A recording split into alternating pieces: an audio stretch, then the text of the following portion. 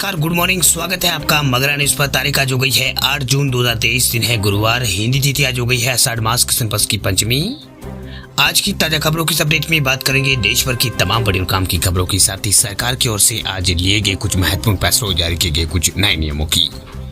तो बुलेटिन की शुरुआत करते हैं पहली खबर से। तो मोदी सरकार ने किसानों को दिया है बड़ा तोहफा। धान और दालों की एमएसपी में की है भारी बढ़ोतरी। दालों की बढ़ती कीमतों के मद्देनजर देश में प्रोडक्शन बढ़ाने के मकसद से मोदी सरकार ने अरहर और मूंग उड़द की दाल की एमएसपी यानी न्यूनतम समर्थन मूल्य में बढ़ोतरी कर दी है। पीएम मोदी की अध्यक्षता में हुई कैबिनेट की बैठक में 2023-24 मार्केटिंग सीजन के लिए खरीफ फसलों के एमएसपी में बढ़ोतरी पर मोहर लगा दी है, जिसमें अरहर की दाल की एमएसपी में 400 रुपए की बढ़ोतरी कर 7,000 रुपए प्रति क्विंटल कर दिया गया है। वही उड़द की दाल की एमएसपी में 350 रुपए बढ़ोतरी की गई है। इसके अलावा यहाँ पर जो मूंग की दाल है उसके एमएसपी में भी 10% की बढ़ोतरी के साथ यहाँ पर ये जो है 7,775 रुपए से बढ़कर अब ये जो है 8,858 रुपए प्रति क्विंटल कर दिया गया है। इसके अलावा कैबिनेट ने 2023-24 मार्केटिंग सीजन के लिए सरकार के इस फैसले का बड़ा फायदा किसानों को होगा, जो अरहर की दाल की ज्यादा बुआई करने के लिए प्रेरित होंगे। साथ ही उपज पर ज्यादा कीमत मिलेगी और ट्रेडर्स से लेकर मिलर्स ने सरकार ने यहाँ पर अरहर दाल की एमएसपी में बढ़ोतरी की जाने की मांग की थी, जिससे देश में अरहर की दालों की ज्यादा पैदावार हो सके। इसके अलावा दूसरी तरफ सरकार की ओर से धान की एमएसपी में भी बढ़ोतरी कर दी गई है। उसको यहाँ पर बढ़ा दिया गया है। अब उसमें 9% की बढ़ोतरी कर दी गई है और 9% बढ़ोतरी के बाद ये 2183 रुपए प्रति क्विंटल इसको यहाँ पर धान को कर दिया गया है। बात अब करते हैं अगली खबर की। तो दवाई का खर्च घटाने के लिए मोदी सरकार ने उठाया है बड़ा कदम। अब गाँव-गाँव मिलेगी सस्ती दवाइयाँ। कोरोना महामारी के बाद दवाइयों की कीमतें तेजी से बढ़ी है। जरूरी बीमारियों की दवाइयां भी काफी महंगी मिल रही है। इससे गरीब और कम कमाने वाले लोगों को बड़ी परेशानी का सामना करना पड़ा है। इसी परेशानी को देखते हुए मोदी सरकार ने बड़ा फैसला लिया। सरकार ने देश भर में 2000 प्राथमिक कृषि ऋण समितियां को भारतीय जन औषधि केंद्र खोलने की मंजूरी इसमें दे दी है। यानी जो प्राथमिक कृषि ऋण समितियां उसमें यहाँ पर जन औषधि केंद्र खोलने की मंजूरी दे दी है। वह सहकारिता मंत्रालय ने ये जानकारी जो है दी है। आपको बता दें कि अभी तक जन औषधि केंद्र बड़े अस्पताल या फिर शहरों तक ही सीमित थे। इस फैसले से गाँव-गाँव तक अब जन औषधि केंद्र खोले जाएंगे। इससे लोगों को सस्ती दवाएं मिलने का जो रास्ता जो है साफ हो जाएगा। आपको पता ही होगा कि जन औषधि केंद्र पर जेनेरिक दवाइयां मिलती है, जो बाजार में मिलने वाली दवाइयों से कई गुना सस्ती होती है। इससे लोगों को यहाँ पर बचत भी होती है और उन्हें बड़ी राहत भी यहाँ पर मिलती है, महंगाई से राहत मिलती है। चलिए बात करते हैं अगली खबर की। तो बिना आईडी के 2,000 रुपए के नोट को बदलने के लिए आरबीआई के फैसले को चुनौती देने वाली याचिका पर सुप्रीम कोर्ट ने लिया है बड़ा एक्शन।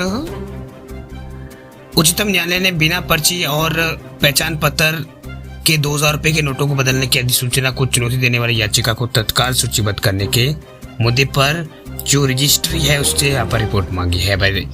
याचिकाकर्ता अधिवक्ता जो है सोनी उपाध्याय ने इस मामले में तत्काल सुनवाई की अपील की। यहाँ पर जो है तत्काल सुनवाई की अपील जो है वो की है। इसके बाद न्यायमूर्ति अनिरुद्ध बोस और न्यायमूर्ति राजेश बिंदल की अवकाश पीठ ने ये आदेश जारी किया है। इससे पहले यहाँ पर शीर्ष अदालत ने अधिसूचनाओं को चुनौती देने वाली याचिका को 1 जून को तत्काल सुनवाई से इनकार यहाँ पर कर दिया था। पीठ ने कहा था कि वे गर्मियों की छुट्टियों के दौरान इस तरह की याचिकाओं पर सुनवाई नहीं करेंगे।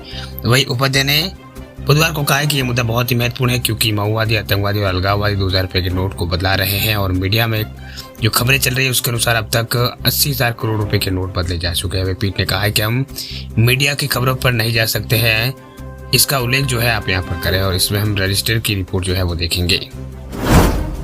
बात अब करते हैं अगली खबर की। तो गूगल पे का नया फीचर आया है सामने। अब यूजर्स आधार कार्ड की मदद से बना सकेंगे यूपीआई अकाउंट, नहीं होगी एटीएम कार्ड की जरूरत।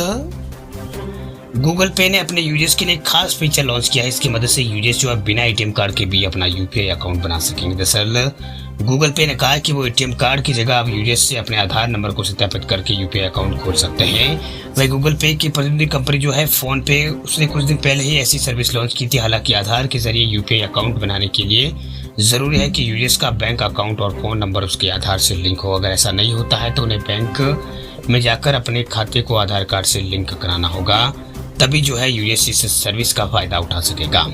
वही गूगल पे ने बताया है कि उसका ये जो नया फीचर है करीब 22 बैंकों खाताधारकों के लिए उपलब्ध है।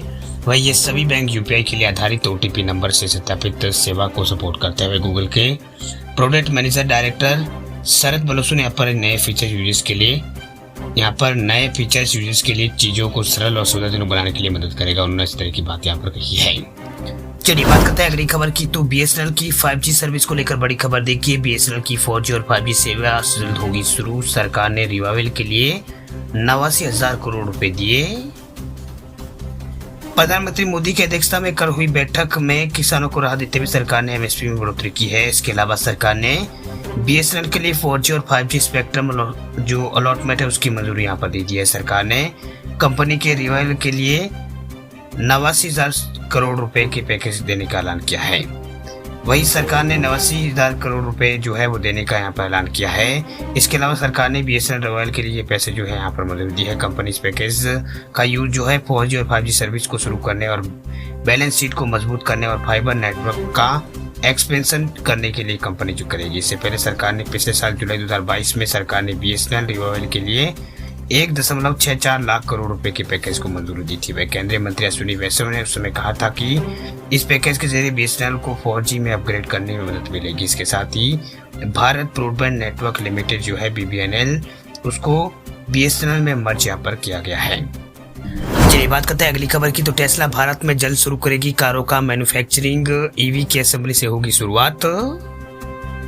एलन मस्क की इलेक्ट्रॉनिक कार बनाने वाली कंपनी जो है टेस्ला जल्दी भारत में मैन्युफैक्चरिंग शुरू करेगी। कंपनी भारत में वेंडर बेस स्टेब्लिश करने का यहाँ पर के लिए मान गई है। वही मीडिया रिपोर्ट के अनुसार केंद्र सरकार के साथ मीटिंग के बाद कंपनी इलेक्ट्रिक कारों की असेंबली शुरू करेगी। इसके बाद वेंडर बेस स्थापित किया जाएगा। अभी टेस्ला आधे से ज्यादा प्रोडक्शन जो है चीन में करती है। वही मीडिया रिपोर्ट के अनुसार टेस्ला के अधिकारी जो है 17 मई को भारत सरकार के अधिकारियों के साथ उनकी मीटिंग हुई थी। इस मीटिंग में कंपनी ने भारत में इलेक्ट्रिक कार बनाने के लिए एक मैन्युफैक्चरिंग यूनिट स्थापित करने की इच्छा जताई थी। वही अधिकारियों ने टेस्ला टीम से कहा था कि सरकार डोमेस्टिक वेंडर बेस स्टेब्लिश करने के लिए यहाँ पर एक समय देने के लिए तैयार है, लेकिन टेस्ला को इसके लिए एक कंफर्म टाइम स्लॉट यहाँ पर बताना होगा।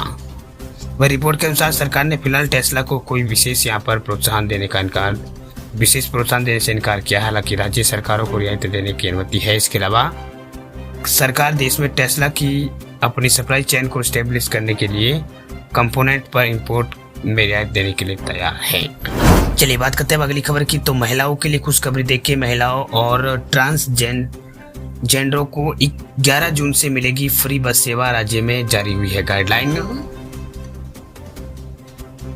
सिद्धारमैया के नेतृत्व वाली कर्नाटक सरकार ने सोमवार को महिलाओं को मुफ्त में सरकारी बसों में यात्रा प्रदान करने के लिए शक्ति योजना को लागू करने का आदेश किया है। विशेष रूप से इस योजना के तहत ट्रांसजेंडर व्यक्ति राज्य के 4 परिवहन निगमों और कर्नाटक राज्य सड़क परिवहन निगम बेंगलोर यहाँ पर मेट्रोपॉलिटन ट्रांसपोर्टेशन कॉर्पोरेशन और उत्तर पश्चिम कन्नाड सड़क परिवहन निगम और कल्याण कर्नाटक सड़क परिवहन निगम से संबंधित बसों पर मुफ्त सवारी का लाभ उठा सकते हैं। योजना जो है 11 तारीख से कर्नाटक के अंदर शुरू हो रही है।